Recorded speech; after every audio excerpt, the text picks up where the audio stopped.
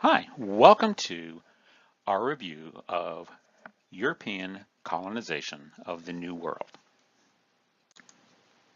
In our last review, we took a look at the how and why of European nations exploring in an attempt to find alternative trade routes to Asia. Now we're going to take a look at how 5 of those nations, Britain, France, Portugal, the Netherlands, and Spain, set up colonies in the New World. There are 4 major reasons why these nations decided to undertake the setting up of colonies: economic, social, political, and religious. We'll take a look at each of these in turn.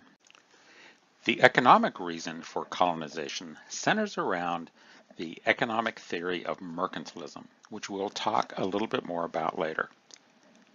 But essentially, the colonizing country is looking for natural resources to use in its production and its industry, and it's also looking for markets to sell its manufactured goods to.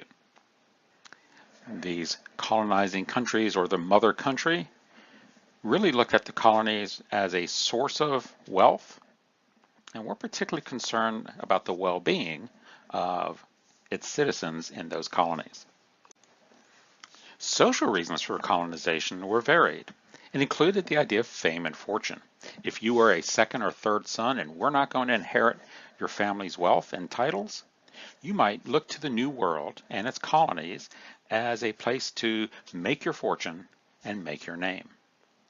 Europe is also greatly overpopulated. The Black Death, which had in the Middle Ages kept the European population low, has not returned, and as a result, the population is growing and growing. As a result of the growing population, jobs are scarce and there are a lot of poor people. And when there's a lot of poor people and little or no opportunity, you have a rising crime rate. Colonization was a way to address all of these. At the national level, political reasons included simply wanting to have an advantage over your other nations, over your rivals. If you could acquire a resource, and by your acquiring it, you kept it from somebody else, even if you weren't really all that interested, it was considered a victory. And finally, religious reasons for colonization.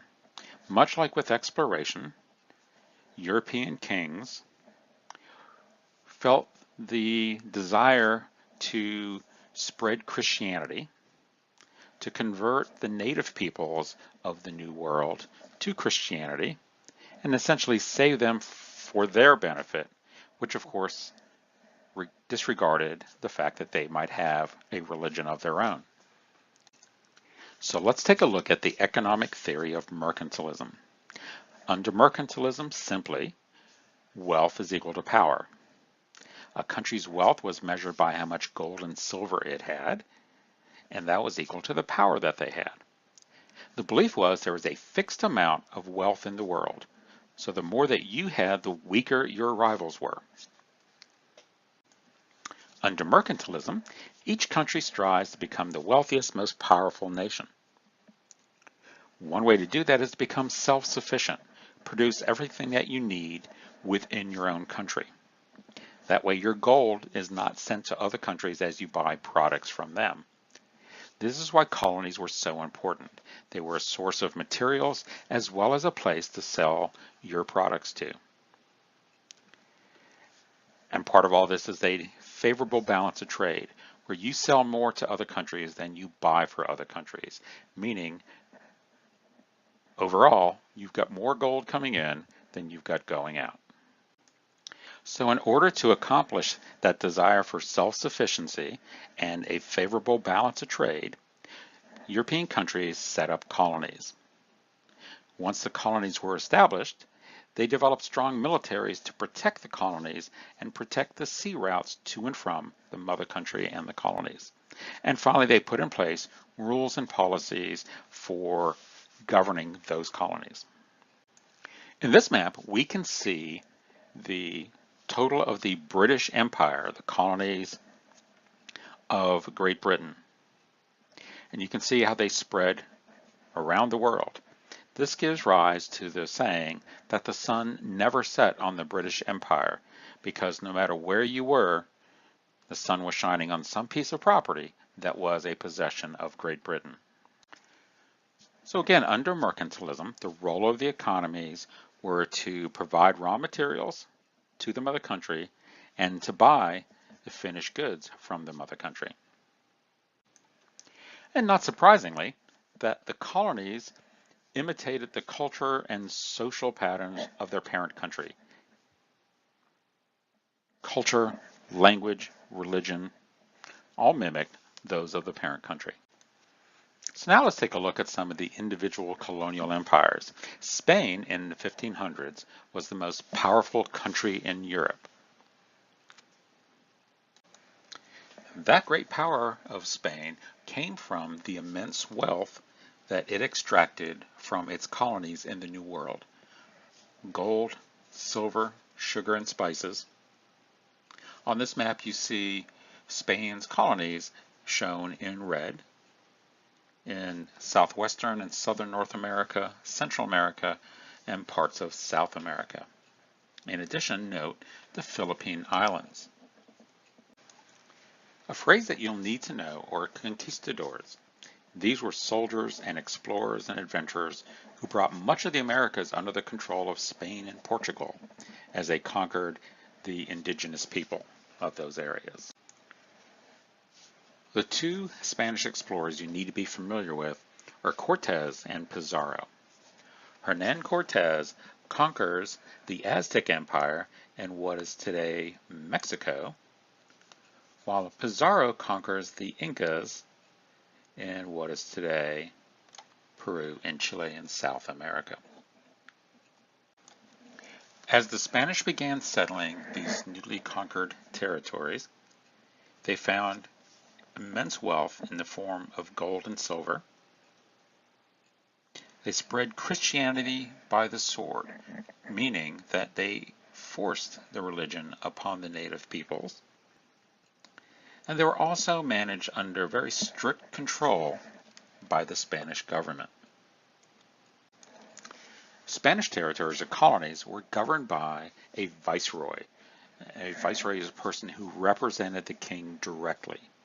So Spanish colonies were under close control by policies made in Spain. There was virtually no local input, no input by the settlers or the colonists to how things would run.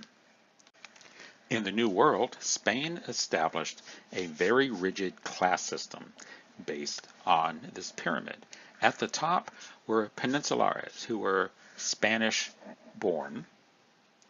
The next level were Creoles, who were descendants from people born in Spain, but they themselves had been born in the colony.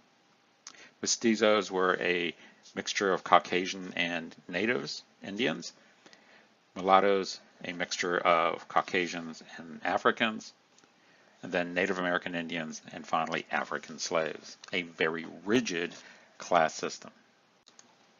In this map, we see the trade routes for both the Spanish and the Portuguese between the home country and their colonies and trading posts throughout the world. Spanish routes are in white, Portuguese routes are in blue. In this time period, we start seeing the rise of joint stock companies in the world of exploration and trade. It was simply too expensive for any one individual or entity to purchase the ships and hire the sailors to conduct this trade. So joint stock companies spread the wealth from numerous investors. The two best known were the Dutch East India Company and the British East India Company. So let's take a look at the Netherlands in the New World. The Dutch didn't settle their territories, rather they set up trading posts through the Dutch East India Company. These trading posts, because they were not attempting to conquer lands or bring a large number of people to settle there, generally got along well with the native population and were quite successful. Similarly, Portugal set up trading posts in most of its territories. The exception was the colony of Brazil in South America. Here, the immense wealth generated by sugar plantations led to the settlement of the colony rather than simply setting up a trading post. In Europe, sugar was a very profitable crop, so profitable that it was referred to as white gold, and that trade, like so many other things, was controlled by the Venetians in Italy. The source of sugar before the New World were sugar beets, shown here in this picture. Sugar beets are still used today to produce sugar in places in Europe, but they don't produce as much sugar per pound of sugar beet as sugarcane does. Portugal, under Prince Henry the Navigator, you might remember, explored the western coast of Africa. They discover sugarcane growing in West Africa, and as an experiment began growing it on an island off the coast. It was immensely successful. This is sugarcane. It is a very labor-intensive crop, meaning it requires a lot of work throughout the life cycle. You don't just plant it and let it grow and come collect it at the end. It takes a lot of work while it's growing, and it takes a lot of labor processing to get the sugar out of the cane into a more usable format. Christopher Columbus, in his second trip to the New World, brings sugarcane with him to the Caribbean, where sugarcane plantations become very successful. Portugal also creates sugar plantations in Brazil. On sugar plantations in Brazil and the Caribbean, a shortage of labor led to the use of African slaves to work the sugarcane fields. As a result, enslaved Africans became the primary source of labor on these plantations. Because of the large need for labor on the sugar plantations, Portugal becomes heavily involved in the African slave trade, which grows immensely due to this demand. The Spanish, English, and Dutch soon follow. In this table, we can see that of the 11 million enslaved Africans that were forcibly brought to the New World, the vast majority went to the Caribbean and to Brazil to work on the sugarcane plantations. This brings us to a concept that you need to be familiar with. It is known as the triangular trade. It involves the exchange of goods between Europe, Africa, and the New World, or the Americas. In the first leg, Europeans send finished products, alcohol, guns, horses, iron implements, to Africa. The second leg, enslaved Africans are brought from Africa to the New World. And finally, in the third step, raw materials such as sugar, cotton, tobacco, and coffee are brought from the New World back to Europe. So now let's take a look at the French colonies in the New World. French colonies were a bit different from what we've seen elsewhere. As we see on this map, the French colonial holdings were not nearly as substantial as the British or the Spanish or even the Portuguese. Essentially, the government wasn't really all that interested in colonization. Colonies such as what we know today as Canada didn't receive large-scale settlement. It was based around trade in Canada, particularly the fur trade. And any settlements that grew as a result of conducting the business of the fur trade. Because they weren't bringing large numbers of peoples and families to settle and take over land, the French colonies generally got on well with the native population. And finally, we'll take a look at the English colonies. This map here shows the extent of the English holdings in the mid-1700s. England gets a late start in the exploration game due to some internal struggles. Queen Elizabeth, though, can see the immense wealth that the Spanish are bringing back from the New World.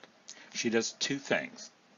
She sets out explorers to find their own share, and she also commissions Sir Francis Drake to essentially become a pirate and steal the gold from the Spanish ships for the country of England.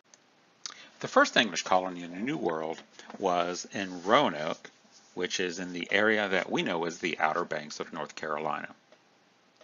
Unfortunately, it's also known as the Lost Colony because the settlers disappeared without a trace. What happened to them is still a mystery today. The first successful English colony was in Jamestown, here in Virginia. It was set up and operated by the Virginia Company, which was a joint stock company, and the purpose of the colony was to make a profit. They were looking for wealth, raw materials, and marketable products. The next English colonies were in the area we know as Massachusetts. First, Plymouth Colony in 1620, and then Massachusetts Bay Colony in 1630. You don't need to know the dates, but you do need to be familiar with the idea that these colonies were set up for religious purposes, not to make a profit. Puritans or pilgrims who had separated from the Church of England came to the New World in an attempt to set up a colony where they could worship as they pleased. And eventually, the British colonies grew to the holdings you see here on this map. Thank you for joining us today as we reviewed the how and why of European colonization of the New World.